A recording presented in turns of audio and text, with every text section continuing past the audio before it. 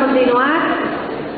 Lo primero, yo aprovecho y os doy las gracias a los que todavía estáis aquí después de esta jornada maratoniana y sobre todo porque ante un Madrid-Barça habéis preferido estar con nosotros, lo cual es mucho mejor y más gratificante, lo vais a ver. Mucho más. Vamos a pasar a la última mesa de estas jornadas. Esta mesa corresponde a aspectos traumatológicos y ortopédicos en espina bífida. Como bien sabéis todos, bueno, pues lo que es la espina bífida, siempre asociado principalmente a tema motor, tema físico. En esta mesa no se van a tratar todos los aspectos que se engloban dentro del tema traumatológico y ortopédico porque podríamos tirarnos un día entero, ¿no? Sí, bueno, pues comentar que el tratamiento de la espina bífida, tanto a nivel ortopédico como traumatológico, es a la vez laborioso, es precoz porque se inicia desde el nacimiento y a largo plazo. Los objetivos son mantener los logros musculares y articulares, prevenir al máximo las complicaciones y desarrollar la autonomía en todos los ámbitos. En esta mesa vamos a dividir las ponencias, va a haber dos temas diferentes. Por un lado, el doctor González nos va a explicar las deformidades de la columna en la espina bífida y los tratamientos para corregir estas deformidades. Después pasaremos a una segunda una segunda parte, que será una exposición y evolución de los diferentes aparatajes desde la edad infantil hasta la edad adulta, en la que nos van a transmitir los fisioterapeutas de AMEF, que trabajan desde la infancia hasta la edad adulta, pues a lo largo de toda su experiencia y sus conocimientos. Presento un poquito al doctor González. El doctor González cursó la licenciatura de Medicina y Cirugía en la Universidad de Santiago de Compostela y la especialidad de Traumatología y Ortopedia Infantil en el Hospital General Universitario Gregorio Marañón. Se especializó en el estudio y tratamiento de las deformidades vertebrales en el Hospital Saint-Justine en Montreal. Su labor profesional está vinculada principalmente con el Hospital Gregorio Marañón, desempeñando a lo largo de los años diferentes puestos como jefe de unidad, jefe de sección y coordinador jefe de Servicio de Traumatología y Ortopedia Infantil, deformidades de columna o especialidades quirúrgicas. Ha sido profesor de Pediatría de la Universidad Complutense de Madrid. Es miembro fundador y honorífico de las Sociedades Española y Mexicana de Ortopedia Pediátrica, organizador de numerosos congresos y seminarios, así como publicaciones, ponencias y comunicaciones. Igualmente he de decir del doctor González que desde hace muchos años colabora con nosotros, con la asociación, por lo cual estamos inmensamente agradecidos, ya que siempre que tenemos cualquier duda o cualquier cuestión que preguntarle está a nuestra disposición con una implicación y un cariño especial. Así que, doctor, gracias por estar y cuando quiera. Bueno, yo quiero dar gracias a la asociación por invitarme, porque para mí, bueno, es verdad que llevo muchos años tratando este tipo de patologías, este tipo de pacientes, y para mí sigue suponiendo un reto y me sigue gustando mucho y me gusta mucho colaborar con la asociación. Y además, como no me gusta especialmente el fútbol, pues estoy incluso interesado. Bueno, pues dentro de la espina bífida, pues bueno, pues hay que considerar que las deformidades vertebrales son muy frecuentes. Es decir, la espina bífida, pues como bien sabemos todos, pues básicamente pues es la columna que está abierta, y entonces al haber una alteración en la columna, pues esto digamos que favorece el que haya alteración de vertebrales.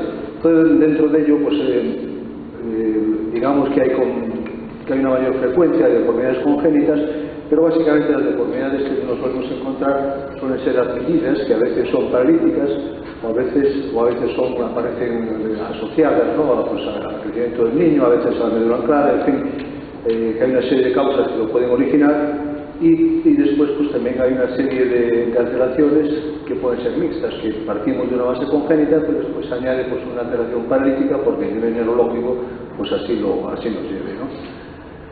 Desgraciadamente las alteraciones de la columna son siempre progresivas. Siempre que la columna se tuerce, sea el paciente que sea, no hay quien la ponga derecha, ¿no? La columna siempre tiende a torcerse cada vez más. Y el problema de las deformidades es que alteran el tronco y producen un gran desconfort, y encima pues como lo que está por debajo de la columna pues es la pelvis y se vuelven las caderas, pues hay una influencia mutua, de tal manera que muchas veces que la columna se tuerce, la pelvis también se pone oblicua y la cadera puede luxarse, y viceversa, a veces se luxa la cadera y ayuda a que la columna se tuerza. Entonces, bueno, pues los tratamientos que necesitamos para intentar que las columnas se mantengan más o menos bien, pues son bastante dificultosos, nos exige mucho esfuerzo, y el objetivo que buscamos pues siempre es que la columna esté bien equilibrada para que el niño, si camina con aparatos o con silla de ruedas o con lo que sea, pues que esté bien equilibrado y en la mejor situación posible, ¿no? Y después hay otro tema que es realmente importante, que es el evitar úlceras de decúbito que pueden aparecer cuando una pelvis está oblicua. Hay tres tipos básicos: la escoliosis, que es de todos conocida, que es la curvatura lateral de la columna, es decir, la columna se tuerce hacia un lado, derecha e izquierda, pero se tuerce y además gira un poco sobre sí misma. Después también encontramos con alguna frecuencia, con mucha frecuencia, cifosis, que es que la espalda se curva hacia atrás, o lordosis, que se curva hacia adelante, aunque raramente son deformaciones aisladas. Con mucha frecuencia se combinan una con otra, sobre todo escoliosis con lordosis. La cifosis, como veremos más adelante, suele ir más aislada, pero la escoliosis y lordosis se combinan con mucha frecuencia. Como la inmensa mayoría de las deformidades son adquiridas, pues también tienen una cierta relación con el nivel neurológico, o una gran relación, ¿no? De tal manera que, estadísticamente, pues, cuando hice la presentación, hablaba de que estuve en el Hospital St. Justin. Allí hicimos una revisión de todas las deformidades vertebrales que había en la espina bífida, y encontramos con que cuando había un nivel torácico, es decir, cuando el nivel neurológico terminaba entre 12 y 11, la tasa de deformidades se acercaba al 100%. Hay publicaciones que dicen que el 100%, otras que el 80%, pero bueno, realmente casi puedo decir que se acerca al 100% en mayor o menor medida. Cuando es un nivel lumbar alto, es decir, cuando el nivel neurológico del niño está entre L1, L2, L3, pues también existe, y más o menos la incidencia es el 60%, y ya cuando es a nivel lumbosacro, la funcionalidad es prácticamente normal, la incidencia es mínima y suele ser escoliosis, pues digamos, idiopáticas, ¿no? Pues que aparecen pues como aparece en todo el mundo, ¿no? Que la columna se tuerce y se sabe por qué, aunque a veces la médula, si hay un poco de anclaje medular, puede influir en su aparición. Bueno, pues vamos a ir analizando cada deformidad una por una. Vamos a empezar por la escoliosis. Tenemos básicamente dos tipos de escoliosis: la escoliosis de comienzo precoz, que es la escoliosis que aparece en niños menores de 5 años y se suele dar en niños con un nivel lesional alto, es decir, con un nivel de T11, T12, una parálisis importante, y a veces se asocia también a que hay una disfunción de la válvula que no se consigue corregir. Todos sabemos que las válvulas muchas veces dan mucho la lata, que a veces van bien, a veces obstruyen y tal, y cuando hay un mal funcionamiento, pues puede originar que alguna se tuerza. Al igual que si un arteriario es severo y bueno, no está bien compensado, no está bien descomprimido, pues también puede puede originar el que alguna se tuerza. Y el segundo tipo de escoliosis es el de comienzo tardío, que son escoliosis en general secundarias a los niveles paralíticos. Suelen aparecer entre los 8 y 10 años, aunque también, como decía antes, hay un tipo que es el que llamamos idiopático, que es el que es superponible a otro tipo de escoliosis, pues que tratamos con frecuencia en adolescentes que no tienen ningún problema especial. Las repercusiones clínicas son importantes. Aquí, en la imagen de la derecha, podemos ver lo que ocurre cuando hay una escoliosis importante. Hay un tronco que se queda muy acortado, se deforma mucho el cuerpo. Hay una aurícula pélvica que podemos ver también aquí en esta imagen, y a causa de la escoliosis, digamos que el diafragma asciende, y entonces puede producir problemas respiratorios, y el propio ascenso del propio diafragma y la curva y la incurvación que se origina puede originar pues también una compresión visceral de las vísceras abdominales y tener problemas también de tipo intestinal, en el sentido pues, de aumentar el estreñimiento que suele existir, de que realmente la alimentación sea un poco más dificultosa. Es decir, que cuando hay una escoliosis no solo nos limitamos a que haya un problema en el tronco, sino que la repercusión visceral, pulmonar y abdominal pues puede llegar a ser importante en casos extremos, ¿no? Las escoliosis precoces son escoliosis que aparecen, como decía antes de los 5 años. La expresividad es variable, las hay que son muy importantes, como este niño que nos llegó hace bastantes años, con 4 años, y esta curva ya de 80 y tantos grados, ¿no? La magnitud de la curva pues se mide pues calculando pues un poco de trigonometría para calcular la columna recta está a 0 grados, pero bueno, esta tiene 80 y tantos grados de incurvación, y bueno, pues es una escoliosis ya severa, en la cual pues vemos que tiene su aurícula pélvica. También la incidencia es mayor en no deambulantes, porque al estar en silla de ruedas no se trabaja absolutamente nada la musculatura paravertebral. En mayor o menor medida la musculatura paravertebral puede estar paralizada, pero si el niño camina siempre la ejercita un poco. Suele asociarse a la aurícula pélvica, como veíamos antes. Aquí está una área ilíaca, aquí está la otra, entonces básicamente apoya esta parte. La cadera de la parte que está más baja suele usarse porque las piernas se quedan en ráfaga, y entonces esta pierna se queda aproximada y poco a poco va sacando la cadera de su sitio.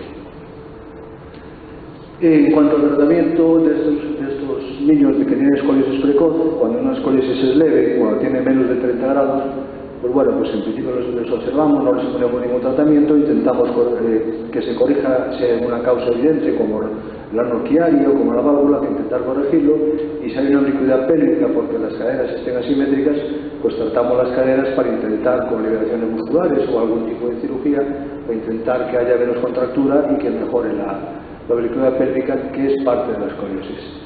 Cuando hay una curva entre 30 y 50 grados, entonces intentamos, y digo intentamos porque muchas veces son muy difíciles de aplicar, las ortesis, los famosos corsés, ¿no?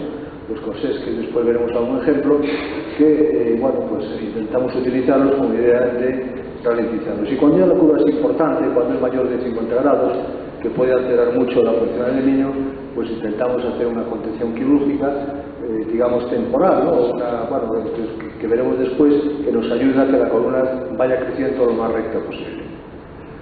El tratamiento ortésico, bueno, pues decía antes que siempre que se intenta, pero hay que considerar que el corsé nunca va a curar una escoliosis. Es decir, que decía antes que cuando la curva se tuerce no hay quien la ponga derecha, entonces el corsé tampoco la pone derecha. Lo que hacemos es intentar que la curva no progrese, pero lo máximo que conseguimos es esto, es ralentizar la evolución de la curva. Básicamente los corsés que utilizamos son corsés de plástico, que pueden ser nocturnos, son corsés de hipercorrección, o pueden ser corsés a tiempo completo, que intentamos que sean entre 16 o 23 horas al día. Y también otra arma que de vez en cuando, que a veces se puede utilizar, pero que no es demasiado útil, son sillas de ruedas con adaptaciones para intentar mejorar la curva, y lo que hace es contenerla un poco, ¿no? O sea, la silla de ruedas adaptada sujeta menos que el corsé, pero bueno, hay casos en que no queda más remedio que utilizar eso, ¿no?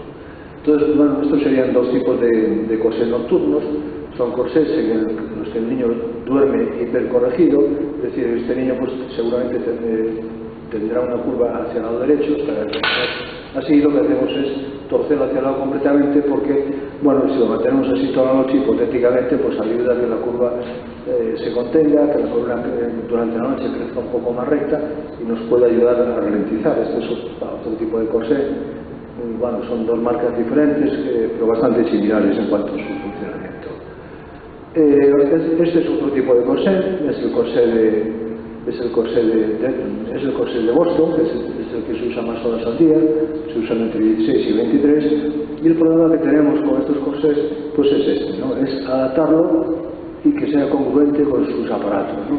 A veces se consigue, a veces no, pero bueno, pues muchas veces conseguimos que el niño, como en este caso, este paciente que lo he visto muy recientemente, sea capaz de caminar aceptablemente con sus bastones, pero tiene un problema que no se ve bien aquí, pero es esto, ¿no? Que el roce, el contacto total, pues puede producir úlceras que en algunos casos pues, nos llevan a tener que dejar de utilizar el corsé, porque realmente la ulceración de la piel pues, puede acabar siendo muy importante, y si es en zonas insensibles pues puede tardar meses en cicatrizar.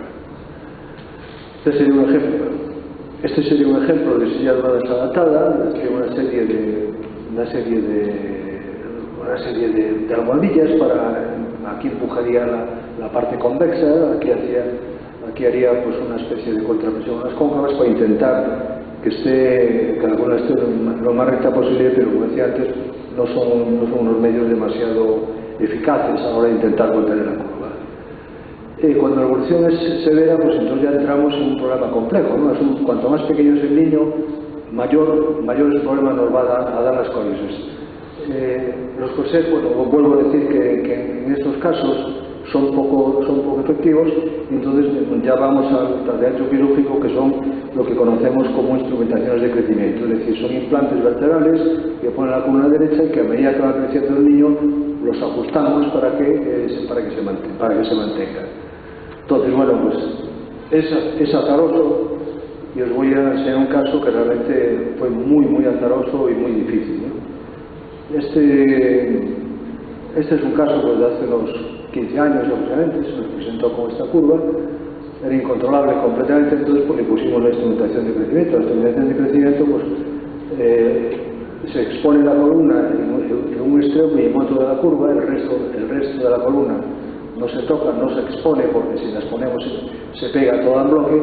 Entonces ponemos unos implantes que son telescópicos, es decir, esta barra va embutida en este cilindro, y entonces pues se bloquea aquí con 2 tornillos, y entonces pues cada X tiempo, como el niño crece, pues nosotros lo que hacemos es dormirlo otra vez, entramos ahí y desbloqueamos el cilindro estiramos las barras, y con eso pues, le damos una chuchón a la columna para que esté un poquito más derechita, ¿no? Bueno, pues hablando de azaroso, fijaros una de las muchas cosas que me pasó con este niño, pues eso, primero se me arrancaron los implantes aquí arriba, los reinstalé, al cabo del tiempo se me rompió la barra aquí, lo volví a instalar, al cabo del tiempo se me desancló aquí. Tuve 12 intervenciones, o sea, aparte, independientemente de las elongaciones que le hice, tuve 12 intervenciones para reparar los problemas que nos dieron todas estas instrumentaciones. Bueno, actualmente hemos mejorado, ¿no? Todo va mejorando en esta vida, y actualmente, salvo la economía española, ¿no? Pero actualmente pues tenemos algo que nos da mayor seguridad, que es lo mismo pero con 2 barras, ¿no? Una cosa que cae lógica, pues hemos tardado mucho tiempo en darnos cuenta que es así, ¿no? Entonces, bueno, pues hemos visto que este tipo de instrumentación es más correcto, y además hemos ajustado las elongaciones. Con las elongaciones, pues, digamos que los que diseñamos estos tratamientos los proponían cada 6 meses. Entonces, cada 6 meses es mucha cirugía, aumenta movilidad. Entonces, pues nos hemos dado cuenta que el potencial el niño que tiene una espina bífida abierta crece más lento que el niño que no la tiene. Entonces, en vez de hacerlo pues, una vez cada 6 meses, lo hacemos una vez al año, con lo cual la movilidad es menor. Entonces tenemos este paciente de 5 años, que es un paciente pues, bueno, que lleva tratando tiempo con corsé, poco a poco fue aumentando la deformidad, y entonces bueno, nos plantamos en 83 grados y hicimos esta corrección. Estas son las dos barras con los implantes telescópicos. Este es otro tipo de implante más moderno que el que vimos antes, que permite elongación a este nivel y a este otro, y entonces pues cada año pues abrimos o bien aquí y distraemos un poquito para que se vaya corrigiendo. Entonces fijaros que la curva pues está contenida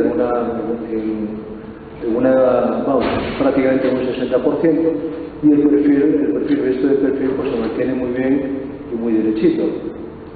Este paciente, que podéis ver que el equilibrio pues es bastante bueno, y al niño pues le ha cambiado la vida, porque prácticamente no podía mantenerse en la silla de ruedas antes de que hiciésemos esto. Lleva ya 2 elongaciones, creo recordar, y sin ningún problema especial en este momento. Otra alternativa es esto, es un distractor costal. Como decía antes, una vez en niños pequeños, en cuanto expones la columna, en cuanto expones las vértebras, se pega todo un bloque, porque es tan vital que el periósteo, que es lo que recubre el hueso, pues el periósteo se pega, y entonces pues podría pegar. Las vértebras donde exponemos se pegan. Entonces, para evitar esto, pues se diseñó este tipo de instrumental, que son unos distractores costales que aquí se anclan en costillas con estas anillas, y en este caso, que es una niña con una escoliosis lumbar y una debilidad pélvica, pues lo anclamos en pelvis, también se puede anclar en vértebra, y se mantiene bastante bien, ¿no? Personalmente no me da tantas satisfacciones como me da el otro, me da más complicaciones, y el control de la curva es peor, con lo cual, bueno, pues hemos puesto pocos implantes de estos, porque realmente consideramos que es más ventajoso la doble barra que enseñamos antes. Bueno, ya pasamos a la escoliosis de comienzo tardío, es la que aparece a partir de los 5 años. Entonces tenemos dos tipos: la escoliosis juvenil, que aparece entre los 5 y los 10, y la que podríamos considerar adolescente, que aparece de los 10 en adelante. Entonces hay una escoliosis idiopática juvenil, es un niño que tiene unos 7 años aproximadamente, tiene esta curva torácica derecha, y antes lo hemos visto con su corsé de Boston, pues aceptablemente o bastante bien contenido. Aquí lo volvemos a ver, bueno, pues tiene una adaptación bastante buena, pero no todos los casos son así, ¿no? Entonces, bueno, pues volvemos a lo de antes, ¿no? O sea, como tiene un componente paralítico importante, los corsés son difíciles y hay casos en que cuando son unos niveles neurológicos altos no lo podemos contener y volvemos otra vez a la cirugía. Este es un caso que se nos presentó con 7 años. Este chico lo empecé a tratar en La Coruña, el año que estuve trabajando allí. Tenía esta curva, era una combinación de escoliosis, como podéis ver, de curva, y de cifosis. Tenía una cifosis lumbar. Entonces, bueno, pues no podíamos contenerlo con nada. Le pusimos este tipo de instrumentación, ya doble, ¿no? Ya era doble, ya habíamos escarmentado, y se contuvo bastante bien hasta los 11 años, en que ya la curva se nos hacía incontrolable, y hicimos esta corrección final, que fue bastante satisfactoria y que lleva ya como 6 años de evolución aproximadamente, y 6 o 7 años de evolución, y el niño está bien. Este es el niño, y más me vale que esté bien porque este es vecino de mi madre en Lugo. Entonces me amenaza siempre que tengo un problema si chiva a mi madre, y mi madre me riñe, ¿no? Entonces, bueno, pues afortunadamente pues está muy bien y tenemos la fiesta en paz. Bueno, la escoliosis del adolescente, pues ahí sí que encontramos más habitualmente los dos tipos. El tipo idiopático, que son curvas que están por encima de la lesión neurológica, o las que son paralíticas, que están a nivel neurológico, ¿no? Y aquí sí que influye el anclaje medular, ¿no? Influye el anclaje medular porque el crecimiento vertebral más fuerte es cuando empieza la preadolescencia. Es decir, cuando el brote de crecimiento vertebral, básicamente tenemos dos picos, ¿no? Uno es hasta los 5 años de edad y otro es desde la preadolescencia hasta que ya, hasta que ya se constituye pues, el morfotipo final del paciente, hasta que termina ya de crecer, ¿no? Entonces, en estos casos, en los casos en que hay anclaje medular, pues sí que puede influir bastante en la aparición de la escoliosis.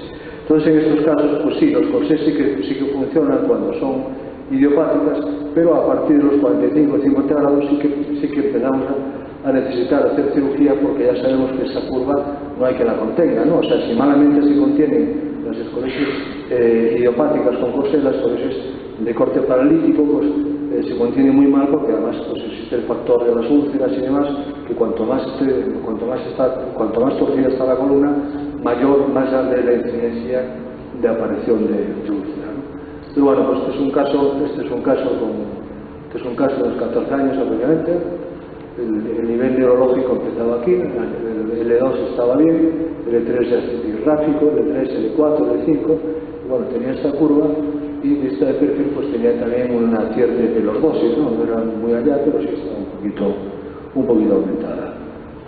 Esta es la corrección que hicimos, esta es la curva inicial, y bueno, pues este es el tipo de instrumentaciones que utilizamos actualmente. Antes, cuando nos hablaba el doctor de Miguel, nos hablaba de la posible aparición de los arcos posteriores de las vértebras con las células madre, y este es un tema que realmente los cirujanos que nos dedicamos a la columna vertebral agradeceríamos muchísimo, ¿no? Porque cuando no hay arcos posteriores, pues trabajar aquí pues es un poco, digamos, duro, ¿no? Se hace duro porque hay que localizar los rudimentos de las vértebras que están aquí para poder localizar la entrada de los tornillos, y que los tornillos vayan desde la parte posterior hasta la parte anterior de la vértebra para conseguir esta corrección. Pero bueno, digamos que con el tiempo y la caña hemos ido aprendiendo, y ahora pues bueno, pues nos cuesta lo normal, pero se consiguen resultados bastante buenos como es este, y con una mejoría del perfil, pues también como podemos ver aquí. Entonces el tronco de este muchacho pues está bastante más estirado de lo que estaba.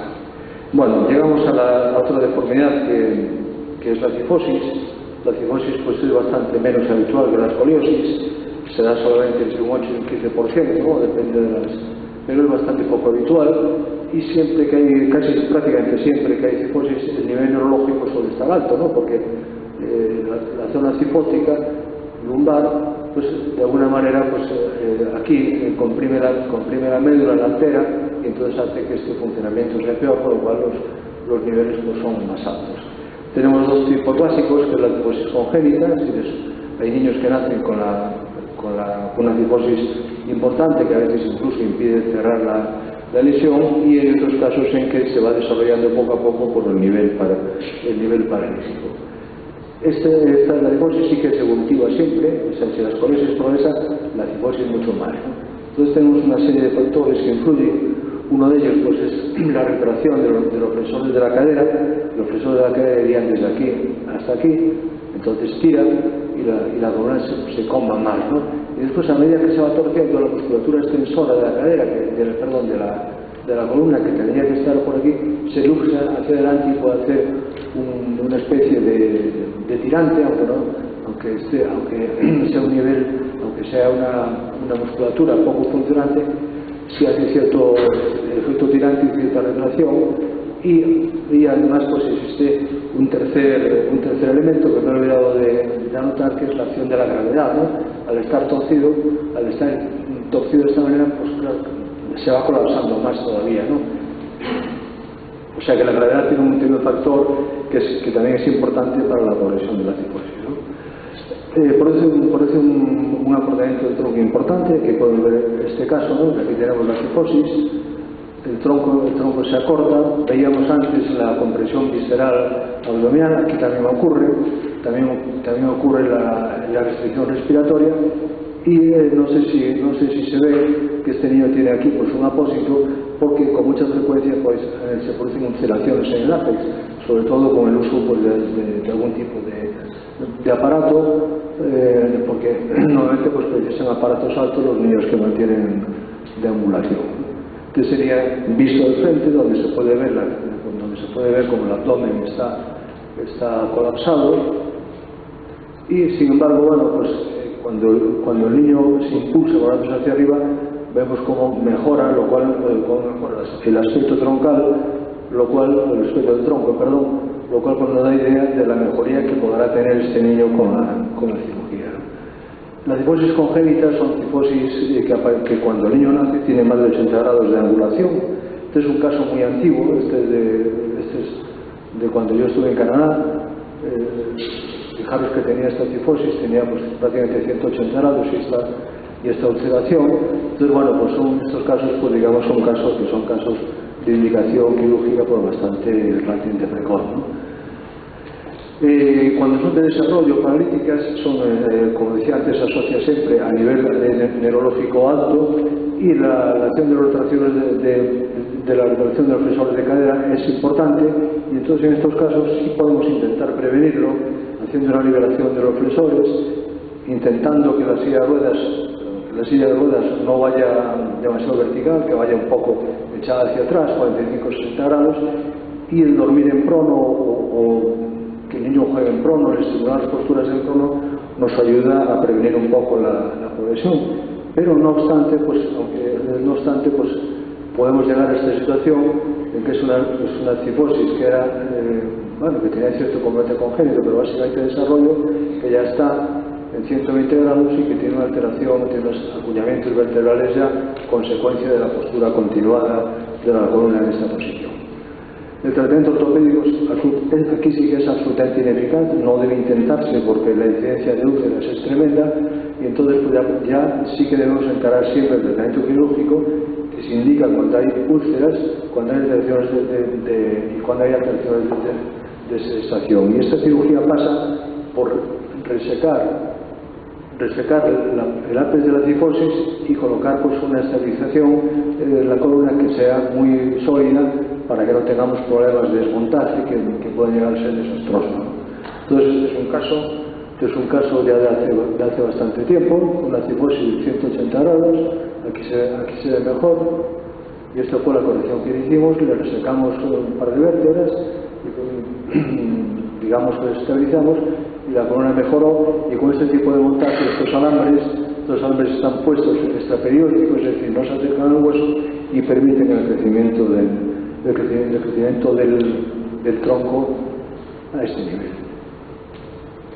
En cuanto a la lordosis, es incurvación de alguna sedante, como dijimos al principio, y esta sí que suele ser secundario a caderas flexas, que a veces se originan por la asociación de caderas y que con mucha frecuencia se asocia a esclerosis. Este es un caso de una hiperlordosis. Aquí podéis ver este paciente sentado, la lordosis que tiene, con el niño acostado, flexionándole una pierna, lo que llamamos la maniobra en tomas. Flexionando una pierna vemos que la otra tiene pues, un flexo pues, tremendo, de unos 60 grados, pero que al flexionar las caderas mejora la lordosis. Entonces, en estos casos, con liberación muscular, pues suele mejorar. Y se puede prevenir, pues también, como decíamos antes, con el cúbito crono, con fisioterapia y, por supuesto, intentando en la mayor medida posible la visualización del niño. Para corregirlo, pues hacemos liberaciones musculares para alargar los flexores y muy excepcionalmente osteotomías de extensión de la cadera para que la cadera baje y no tengamos tanta tensión de los flexores de la cadera. Los corsés también pueden ayudar, y hay veces que en algún caso hemos tenido que hacer cirugías. En ese caso que hemos visto antes, en los casos que hemos tenido que hacer cirugías son muy antiguos y no encontré las diapositivas de esa época. Entonces, pues realmente se consigue corregir aceptablemente con cirugía por vía posterior. ¿Cuál es el problema de la cirugía de la columna? Pues es este, ¿no? Tenemos bastantes complicaciones. Las más habituales son las infecciones, que se suelen relacionar con las infecciones de orina. Si la orina si está contaminada por nuestra infección, como tiene arcos posteriores incompletos, también podemos tener desanclaje de implantes, y secundariamente a estas dos cosas pues podemos tener pseudoartrosis, es decir, que la zona operada no se pegue y se suelte todos los instrumentales. También si los instrumentales son muy prominentes, podemos tener úlceras isquiáticas, y al cambiar la posición de la columna pues también pueden aparecer úlceras isquiáticas, porque a veces pues, una zona de la pelvis que no está apoyando empieza a apoyar, y esa piel no está preparada y acaba haciendo úlceras isquiáticas, y por ello es necesario siempre un estudio preparatorio completo de la función valvular, de la función renal. En fin, hay que valorar todo el conjunto, ¿no?, del niño con miedo. Pero pensamos que merece la pena porque proporciona una gran mejoría funcional. Y aquí vemos la prueba, ¿no? O sea, es un niño operado a la columna que es una figura de baloncesto en silla de ruedas. Aquí hay 2 o 3 que también están operados de la columna, y aquí hay otro que no tenemos muy lejos y que no puede conseguir una fotografía mejor, que juega de maravilla baloncesto, y ahí lo tenemos compitiendo. Y nada más, esto es todo lo que